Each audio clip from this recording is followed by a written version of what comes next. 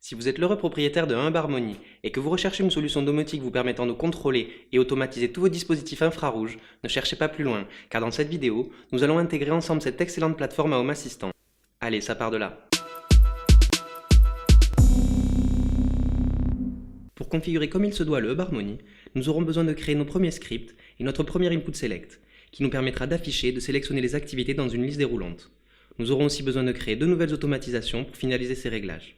Nous configurerons par la suite un autre input select qui nous permettra d'éteindre, d'allumer et de changer les sources d'une télévision. Et pour finir, nous configurerons nos deux premiers inputs boolean et une nouvelle carte Lovelace.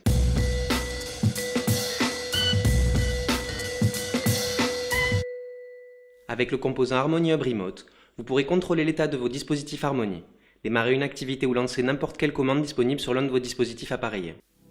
Les unités Harmony supportées dans Home Assistant pour une intégration sont le Hub, les télécommandes Pro et Elite et le Compagnon. Si vous avez le composant Discovery activé dans votre fichier de config, alors son intégration sera automatique, comme dans cette installation.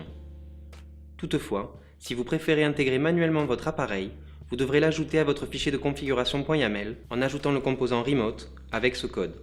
Vous pourrez remplacer certaines valeurs de configuration par défaut, comme par exemple le port ou l'activité. Dans ce cas, ne rentrez pas la valeur haute afin que la plateforme découvre automatiquement l'adresse IP de votre appareil, mais définissez quand même un nom qui devra correspondre exactement au nom de votre appareil Harmony. Ainsi, Home Assistant saura lequel vous essayez de configurer si vous en avez plusieurs. Sauvegardez vos réglages, puis redémarrez Home Assistant. Quand votre hub sera intégré, vous retrouverez dans le volume config de Home Assistant un fichier indispensable nommé harmony.le nom de votre télécommande.conf.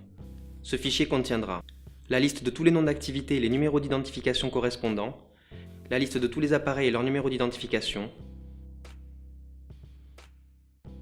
et la liste de toutes les commandes programmées disponibles par appareil. Ce fichier sera écrasé à chaque nouvelle configuration du Hub Harmony. Il ne sera donc pas nécessaire de redémarrer Home Assistant quand vous modifierez vos réglages depuis l'application officielle Harmony. Avec le composant Remote, plusieurs nouveaux services seront disponibles. Avec tout d'abord Remote Turn On, qui servira à démarrer une activité. Si aucune activité n'est spécifiée, le service lancera par défaut l'activité renseignée dans le fichier configuration.yaml. Remote Turn Off éteindra l'activité et tous les appareils y étant associés. Remote Harmony Change Channel enverra une commande de changement de chaîne au hub. Remote Harmony Sync servira à forcer la synchronisation entre Home Assistant et le Cloud Harmony. Remote Send Command servira à envoyer une seule commande ou un ensemble de commandes à un périphérique. Vous pourrez éventuellement spécifier le nombre de fois que vous souhaitez répéter la ou les commandes et ajouter un délai. Remote Toggle servira à démarrer l'activité configurée par défaut.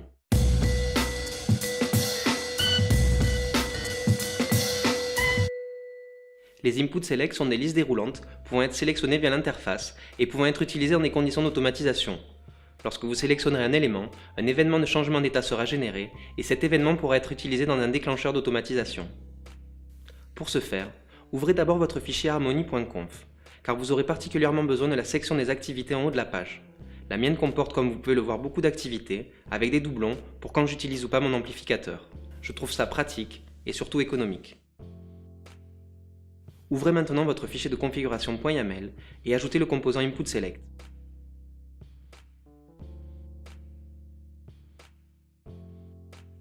Définissez un nom d'entité qui ne devra pas comprendre de majuscules et dont les espaces devront être remplacés par des tirets bas. Définissez un friendly name, Harmony Hub dans cet exemple, puis rentrez les options qui devront correspondre à vos activités et dont vous pourrez recopier les noms depuis le fichier harmony.conf. Assurez-vous bien que toutes vos activités soient incluses dans votre code. Vous pourrez faire un décompte pour être sûr. Pour terminer, définissez l'activité initiale et une icône. Sauvegardez vos réglages. Un script, c'est une séquence d'actions programmée qui se produit lorsqu'il est activé. Il exécute sa séquence d'actions, puis se désactive. Tout comme pour la personnalisation des entités et des automatisations, les scripts peuvent être créés et modifiés à l'aide du fichier .yaml ou à l'aide de l'éditeur de script depuis l'interface de Home Assistant. Pour ma part, je trouve les fichiers .yaml plus rapides et efficaces, mais pense qu'il est important de partager les deux méthodes. Nous allons donc dans un premier temps passer par l'éditeur de script inclus dans l'interface pour que vous puissiez vous familiariser avec lui, et dans un deuxième temps, nous utiliserons le fichier script.yaml pour aller plus vite et faire des réglages plus pointus en utilisant des templates. Les premiers scripts que nous allons créer depuis l'interface sont assez simples. Ils nous permettront dans la prochaine vidéo de démarrer et arrêter nos activités avec Google Home sans avoir à passer par les clouds de Logitech ou IFTTT. Le service appellera le hub pour démarrer l'activité avec comme référence le nom d'activité indiqué dans le fichier harmony.conf. Rendez-vous sur l'onglet Configuration et cliquez sur Script, puis cliquez sur le bouton plus dans le coin inférieur droit. Depuis cette page, commencez par nommer votre premier script. J'ouvre une parenthèse pour vous conseiller de prendre bien soin de choisir dès maintenant les noms de vos scripts, puisqu'ils seront réutilisables dans le tutoriel numéro 7 sous forme de commande vocale avec Google Assistant. Dans Type d'action, sélectionnez Appeler un service, puis dans la liste du dessous, sélectionnez le service Remote Turn On. Pour connaître le code JSON à ajouter dans les données du service, nous devrons nous rendre sur l'outil de développeur Service. Depuis cette page, sélectionnez le service Remote Turn On et l'entité remote.votre nom de hub. Deux paramètres seront applicables pour ce service, Entity ID et Activity. L'Entity ID est déjà renseigné et pour appeler le service, vous devrez compléter le code. À la suite du texte, ajoutez une virgule et un espace, puis entre des guillemets, rentrez le paramètre Activity. Puis faites deux points et un espace, et de nouveau entre des guillemets, rentrez cette fois le nom de l'activité correspondante. Cliquez maintenant sur Call Service pour vérifier le bon démarrage de l'activité. Si tel est le cas, vous pourrez copier le code, quitter cette page et coller le code dans les données du service de votre script. Sauvegardez vos réglages en cliquant sur la disquette dans le coin inférieur droit. Parfait, vous venez de créer votre premier script. Vous devrez répéter la même procédure pour les activités suivantes. Je vous conseille pour gagner du temps de garder votre code JSON dans le presse-papier et de le recoller à chaque fois dans les données du service, en ne remplaçant que les noms des scripts et les noms correspondant à chaque entité. Je vais accélérer la procédure pour les scripts restants, alors si vous voulez avoir le temps de tout bien suivre, utilisez l'option de ralenti disponible dans les options de la barre de lecture. Maintenant que vos premiers scripts sont sauvegardés, nous allons utiliser l'autre méthode et passer par le fichier script.yaml pour coder le reste de la configuration de l'input select. Vous allez voir, c'est bien plus pratique et rapide quand on prend l'habitude. Ouvrez donc votre fichier script.yaml depuis l'onglet Configurator ou depuis votre éditeur de texte sur votre ordinateur. Vous pouvez constater que les scripts que nous venons de créer depuis l'interface sont bien présents dans le fichier. Rentrez le code suivant que vous pourrez copier dans le descriptif. Ce script comportant un data template complexe vous permettra de faire le lien avec une automatisation. Vous devrez remplacer l'Entity ID avec le nom de votre hub, changer le nom et l'alias du script si vous le souhaitez, et modifier les noms des activités et les codes associés.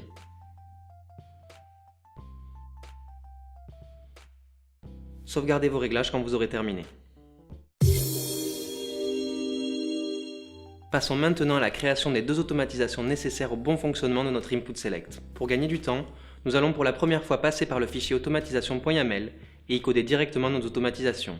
Ouvrez votre fichier automation.yaml et collez ce code que vous pourrez copier dans le descriptif. Pour la première automatisation, vous devrez changer l'Entity ID du trigger pour qu'il corresponde au nom de votre hub.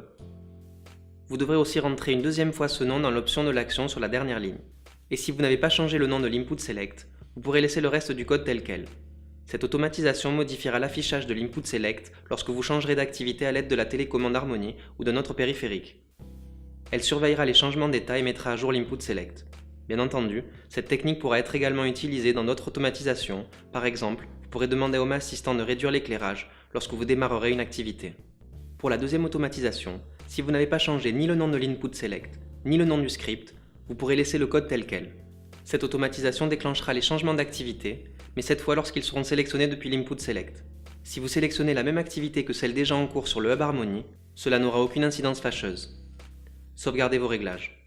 Redémarrez maintenant Home Assistant pour que les changements prennent effet, en faisant au préalable une vérification de la cohérence des fichiers système. Quand Home Assistant sera de nouveau en ligne, l'ultime étape consistera simplement à ajouter l'input select activité à votre interface Lovelace. Pour ce faire, cliquez sur l'icône d'option dans le coin supérieur droit, puis choisissez Configurer l'interface utilisateur. Cliquez sur le bouton plus et choisissez la carte entité. Donnez-lui un nom, puis dans la liste déroulante, sélectionnez l'input select correspondant. Enregistrez votre carte. Si tout s'est bien passé, vous devriez avoir votre menu déroulant sur l'interface, vous permettant de sélectionner n'importe quelle activité.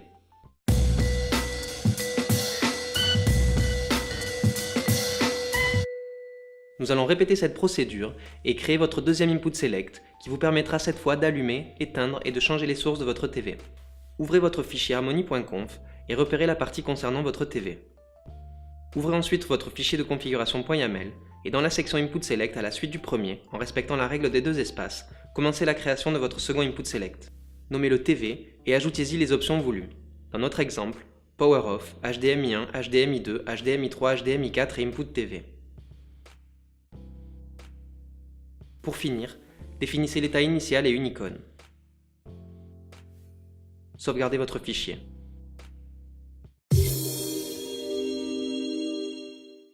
Vous devrez créer un script pour chacune de ces options afin de les activer. Pour aller plus vite, nous allons encore passer par le fichier script.yaml. Ouvrez donc votre fichier script.yaml et commencez par nommer votre nouveau script avec un entity ID et un alias, tvtoggle dans cet exemple. Puis définissez les données de la séquence avec le nom de la commande que vous trouverez dans le fichier harmony.conf. PowerToggle dans ce cas précis. Et les numéros correspondant à l'appareil concerné sur la ligne device. Remplacez aussi le nom du device ID pour qu'il corresponde à votre hub, et pour finir, sélectionnez le service Remote Send Command. Vous devrez répéter cette procédure pour les 5 scripts suivants. Je vous conseille pour gagner du temps de faire des copier-coller en ne remplaçant que le nom des scripts et le nom des commandes, puisqu'elles ne concernent qu'un appareil.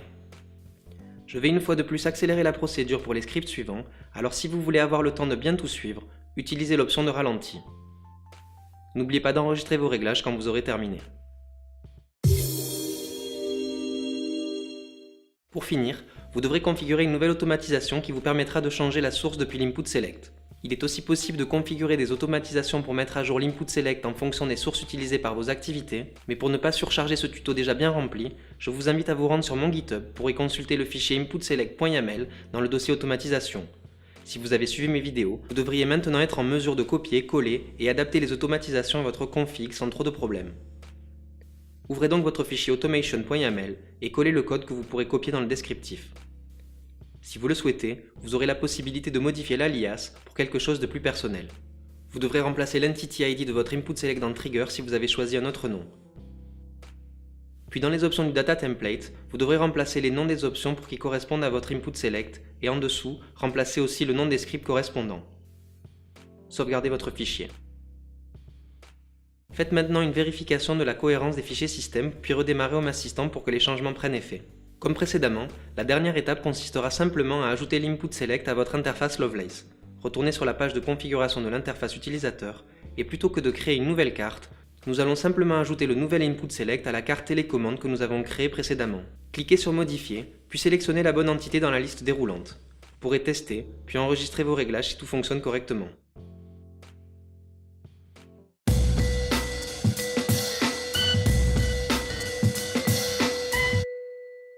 Le composant input boolean vous permettra de définir des valeurs booléennes, contrôlables via l'interface et pouvant être utilisées dans des conditions d'automatisation. En informatique, un booléen est un type d'activité variable à deux états destiné à représenter les valeurs de vérité de la logique et l'algèbre booléen. Il est nommé ainsi d'après George Boole, fondateur dans le milieu du 19e siècle de l'algèbre portant son nom.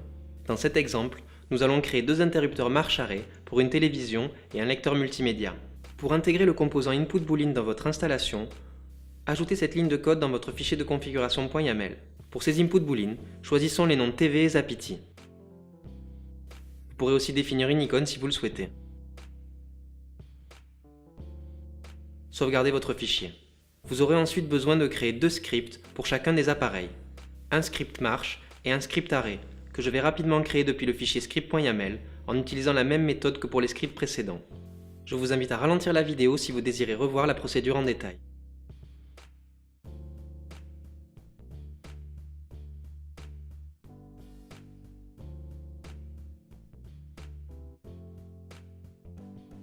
Enregistrez vos réglages. Vous aurez ensuite besoin de deux ensembles d'automatisation pour finaliser la création de vos inputs boolean. Rendez-vous sur votre fichier automation.yaml et commencez à coder le premier ensemble qui servira à allumer et éteindre la TV. Choisissez un alias, laissez l'état initial sur on, la plateforme devra rester sur state et vous devrez adapter le nom de l'entité à votre input boolean. L'automatisation avec le trigger réglé sur on devra déclencher le script qui allumera votre TV. Et l'automatisation avec le trigger réglé sur off devra déclencher le script qui éteindra votre TV. Répétez la même procédure pour le boolean Zapiti en prenant bien soin de ne pas faire de faute de frappe. Nous allons encore faire une vérification de la cohérence des fichiers système avant de redémarrer Home Assistant.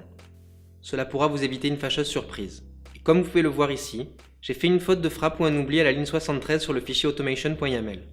Retournons sur ce fichier pour déterminer d'où peut bien provenir l'erreur. J'ai malencontreusement oublié de fermer les apostrophes à la fin des alias. Je vais corriger ça et refaire une vérification. Retournons donc sur le menu général depuis l'onglet Configuration. Cette fois, la configuration est valide. Redémarrons le serveur. Grâce à ces deux inputs boolean, vous pourrez par exemple contrôler sous forme de statistiques sur une durée définie combien de temps tel ou tel appareil sera resté allumé. Quand le serveur sera de nouveau en ligne, vous pourrez ajouter une nouvelle carte Lovelace pour afficher et tester vos deux nouveaux interrupteurs fraîchement créés. Cliquez sur l'icône d'option dans le coin supérieur droit, puis choisissez Configurer l'interface utilisateur. Cliquez sur le bouton plus et choisissez la carte Horizontal Stack. qui va nous permettre d'afficher plusieurs cartes horizontalement, les unes à côté des autres. Vous pourrez utiliser la carte Entity Button, qui affichera comme son nom l'indique un bouton sur l'interface. Quelques lignes de code seront nécessaires pour configurer ces cartes horizontalement. Je vous invite pour la dernière fois aujourd'hui à les copier depuis le descriptif. Vous devrez changer le nom des entities pour qu'ils correspondent à vos inputs boolean, et vous pourrez laisser le reste du code tel quel. Vous aurez la possibilité de tester votre carte depuis l'aperçu en direct. Si vos réglages fonctionnent, enregistrez votre carte et quittez l'éditeur de l'interface en cliquant sur la croix dans le coin supérieur droit. C'en est fini pour ce long tutoriel. L'intégration du Hub Harmony avec ses scripts, automatisation et input select, comme vous avez pu vous en rendre compte, représente une fonctionnalité avancée, je l'avoue un peu compliquée à mettre en place pour un néophyte. J'espère néanmoins qu'au travers de cette vidéo, je vous en aurai un peu simplifié l'approche, et si vous avez survécu et réussi ces intégrations, mes prochains tutos, vous verrez, vous paraîtront bien plus simples. Dans la prochaine vidéo, nous intégrerons la plateforme Cast et il y a Google Assistant qui nous permettra de piloter par la voix toutes nos entités en toute simplicité. N'oubliez pas de liker cette vidéo si vous avez aimé son contenu, et si vous avez des remarques ou des critiques, lâchez-vous dans les commentaires. N'hésitez pas non plus à vous abonner à la chaîne et à cliquer sur la cloche, vous serez prévenu dès qu'une nouvelle vidéo sera mise en ligne. À bientôt!